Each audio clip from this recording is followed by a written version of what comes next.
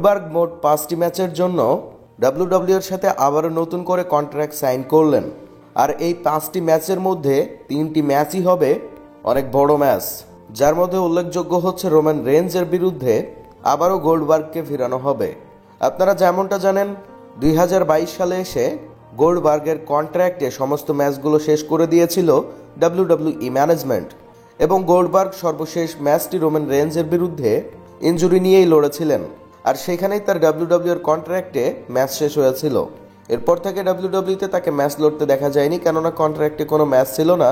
তবে সে সময় থেকে লম্বা বিরতির পরে আবারও ডাব্লিউডাব্লিউই ম্যানেজমেন্ট গোল্ডবার্গের সাথে নতুন করে চুক্তিতে এসেছে, আর এই চুক্তিতে বলা হয়েছে মোট 5টি ম্যাচ লড়বেন গোল্ডবার্গ, যার মধ্যে 2টি ম্যাচ হচ্ছে ইয়াং ট্যালেন্টের সাথে, অর্থাৎ নতুন মুখগুলোর সাথে গোল্ডবার্গকে 2টি ম্যাচ দেওয়া হবে, আর এর থেকেও 3টি ম্যাচ দেওয়া হবে পুরনো রেসলারদের সাথে গোল্ডবার্গের।